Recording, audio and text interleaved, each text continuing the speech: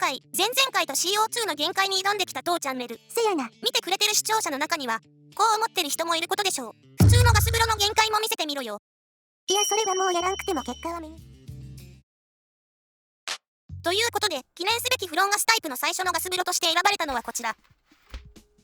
東京マルイングロック26ガスブローバッグ。基本スペックはこんな感じ。近年では、いわゆるコンシールドキャリーピストルと呼ばれるタイプの銃だね。コンシールというだけあって、えらい小さいな。マルイが出してるグロックシリーズの中では最小モデルになるかな。個人的にこの銃に対しては、ジョン・ミックがサブとして携行していたのが、一番印象に残ってるかな。実際のサバゲーで使う場面があるかはわからんけど、サブのサブまで使って戦い抜くってのはロマンがある話よな。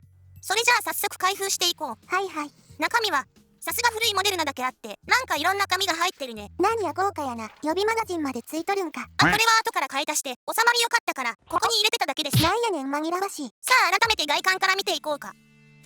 美しい。全部それやん。全体的な質感として、まずフレームが実銃っぽいポリマー感で、表面のざらつきがちゃんとあるね。実銃自体も10素材を多用してるしな。樹脂イコール安っぽいになってへんのはええな。そしてサイズ感は、実銃採寸ベースだから、手に取った時の質感とサイズ感、モデルによっては、重量まで再現されてるのもあるから、好きな人には刺さるだろうね。逆に実銃と違うところは、一番はスライド。実銃は素材が金属なのに対して、こっちは ABS 樹脂ってとこかな。まあ日本の法律の関係上仕方ないところやな。とはいえ正式ライセンス取得してるってのもあって、本体だけじゃなくてマガジンにもグロックのロゴ刻印があるのは所有欲に効くね。最近の CO2 系やとマガジンにまで刻印が施されてるものはあんま見らんもんな。まあここは歴史の差って感じかな。これもよく考えられているよね。うちの投稿主は手が比較的小さめなんだけど、それでもマガジンなしだと小指が遊んじゃう。遊ぶな。けど専用のグリップエクステンションのおかげで握りが安定して射撃精度の安定につながるのがポイント高いね。ただ専用マガジンが15発ってのは継戦能力面では渋いな。通常マガジンを使えば15発から25発にまで装弾数を増やすことは可能だね。その代わりアイデンティティである最小サイズ感は捨てることになるか。まあサブのハンドガンも弾切れになった時の切り札的な運用にするんであれば15発も撃てれば十分だと思うけどね。ラストチャンスが15回あると考えれば妥当か。逆に言えばフルサイズの銃にはこの短いマガジンは刺したくても刺せない。小は大を兼ねることはできないけど、この銃は大のマガジンを飲み込むことができる。この互換性の広さこそが最小モデルが持つ隠れたアドバンテージとも言えるかな。マガジンの互換性で言うなら丸いからガバメント系コンパクトモデルでデトニクスとかが対抗馬になりうると思うけど、そこはどうなん？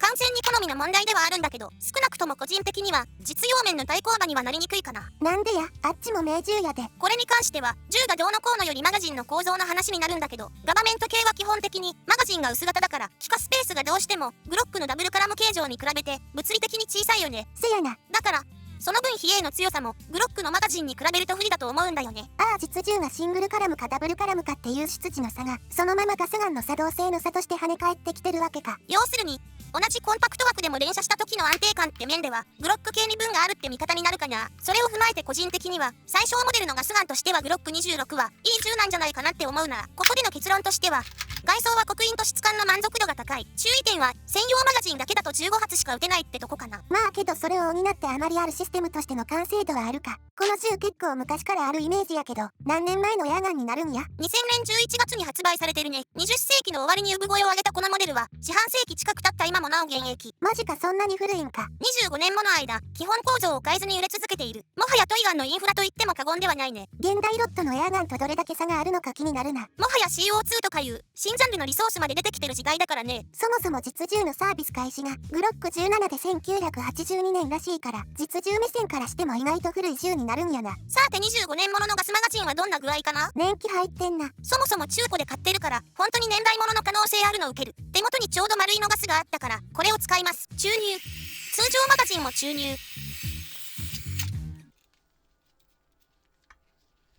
2つともガス漏れなしだね。へえ、20年経ってもパッキン生きてるんや。マガジン管理丸。無理やで。今映ってるのは本体に付属してたマガジンだからかなり年季入ってるけど、調べたら今でも Amazon とかで新品の専用スペアマガジン販売してるっぽいから、まだまだ現役として活躍できそうだね。この手の古いモデルは消耗品の入手性が運用に直結するからな。銃本体も新品がまだ売ってるから、中古は不安って人は Amazon で新品買うことをおすすめするよ。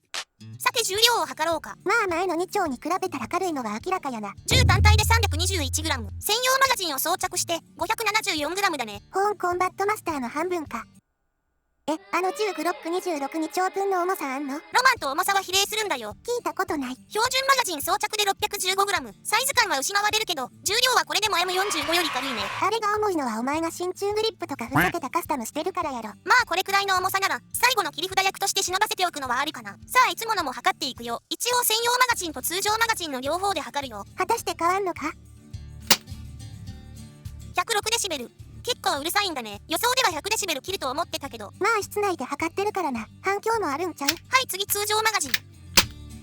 お、容量の差なのか、年式の差なのかわからないけど、専用マガジンより6デシベル大きい結果になったね。不思議な結果になったな。はい次、温度別で初速を測るよ。結果は見えてるんよ。いやもしかしたら、20年前の謎技術が発揮されるかもしれない。ねえだろ。弾は丸いの 6mmBB 弾 0.2g。はい常温。23度か。まあまあやな。今回から10発で計測するよ。5発やと失敗した時平均値出すのめんどいからな。うおー、10発をくらえ。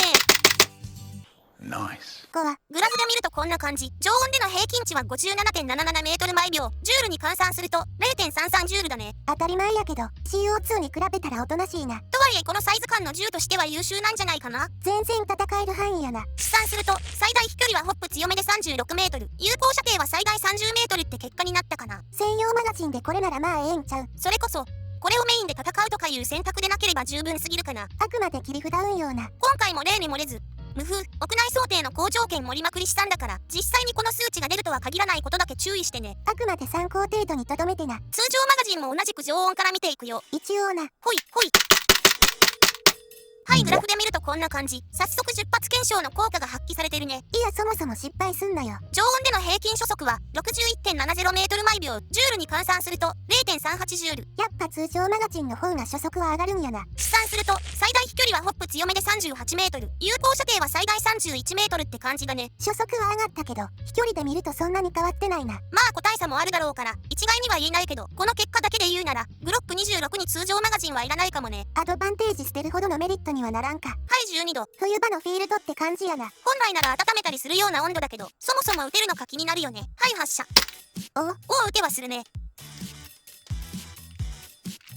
ブローバックは完全にはしきれてないね。装填まではしきらんかったか。都度手動でコッキングすれば一応撃てるね。計12度でも一応撃てはするんや。はいグラフ。12度での平均初速は 51.10 メートル毎秒。ジュール換算で 0.26 ジュールだね。年代物のマガジンでも12度間強化で意外と動くことが分かったね。これはちょっと意外な結果やな。正直生ガス吹きながらギリギリ10発撃ち切れないと思ってたわ。一応試算するとこんな感じで最大飛距離は33メートル、有効射程は最大26メートルと意外にも実用的な距離を叩き出したね。問題は当たっても気づいてもらえるかやな。この温度での戦闘は正面切っての撃ち合いを心がけましょう。多分不意打ちは距離によっては気づかれん。はいマイナス 7.4 度。アホか CO2 ちゃうねんぞ。いや冷凍庫に入れて作業してたらこんなことに。メーカーでもここまでの耐久試験せんぞ多分。CO2 はマイナス5度までいったぞ。フロンガスの意地を見せてやれグロック26。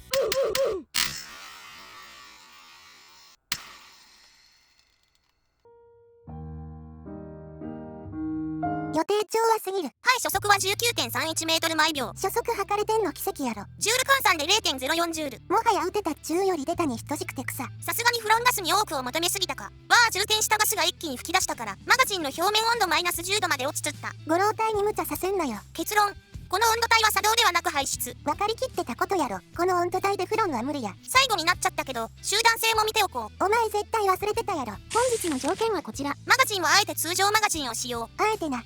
発射。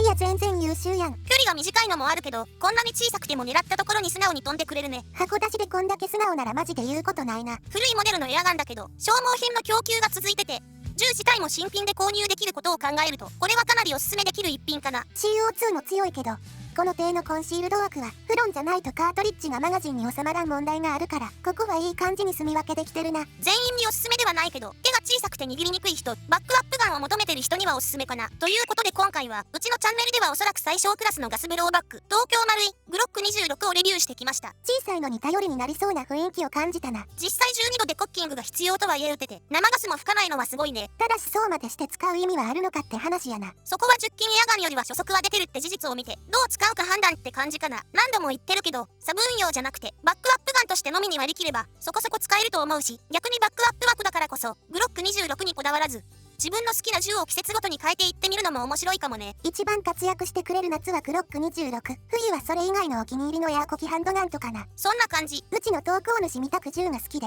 実用性をあんま気にしない人間は珍しいと思うから、ガンショップが近くにある人は、気になった銃は実物を握って、トリガーに指が届くかだけでも確認しや、日頃の使いやすさが、サバゲー体験に関わってくるで。それじゃあ次回の動画でお会いしましょう。バイバイ。